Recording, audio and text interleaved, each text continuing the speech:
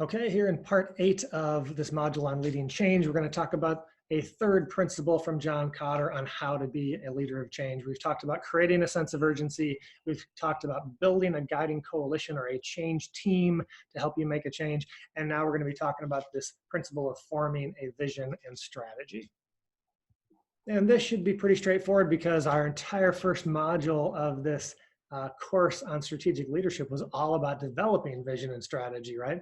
So we already know the significance of being visionary, of having a vision, and how that is a necessary component of being a strategic leader. And it's also a necessary component of being a leader of change.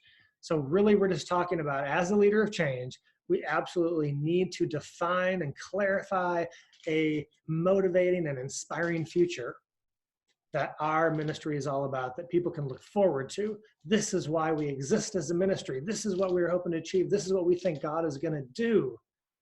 And if we can articulate a compelling, inspiring vision to people, and explain how we think it's going to be possible, what's the approach or the strategy we're going to take, high level, to achieve this vision, if we can clearly articulate that to our staff, to our people, they are much more likely to be excited and motivated to be a part of the ministry and to be willing to make whatever changes and take whatever steps are needed to be taken in order to see that vision be fulfilled. Because the process in getting there is not easy. There are challenges along the way, or there are things that your staff are going to have to do that may not be easy, that may not be comfortable, that may be difficult. But if they can be motivated and inspired by a clearly articulated vision and strategy, they are much more likely to be willing to make that change or make the changes that you're requesting out of them and take the action you're requesting out of them.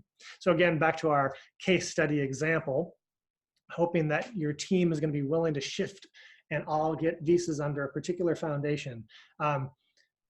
Again, if you as the leader in that situation can articulate, what is our ministry about, right? Why do we exist? And the case study doesn't say.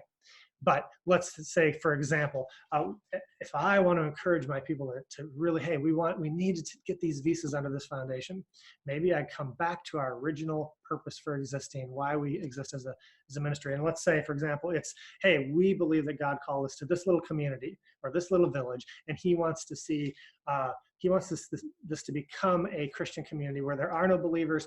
God says there are going to be believers, and we're going to transform this community, and he's calling us to be a part of that. And he's told us that in order to see this community transformed, he wants us to come in and serve the people with what we know they need. And right now, what they need and want is learning English. So we've decided we're going to come in and we're going to be teaching them English. We're going to be developing relationships with them, developing trust, and in the process, a part of our strategy and approach is we're going to be able to share our own personal stories, biblical values, biblical stories, and we're going to trust that through those trusting relationships, God's going to bring people to us who have a thirst and hunger to know him. They're going to decide to become believers and become disciples, and they are then going to be part of the springboard to reach out to the rest of their community.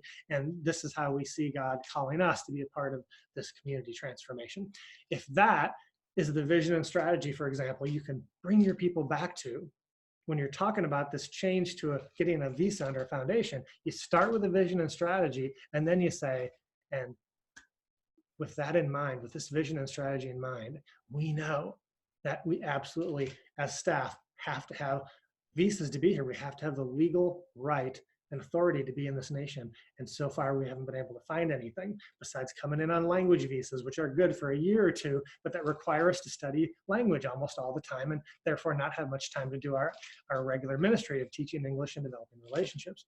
So we know we need a longer term solution for our people to be able to stay in country long term in order to accomplish this great vision, right? And so you start to tell a story, starting with your vision and strategy and making a compelling story about how that relates to the change you're wanting them to make.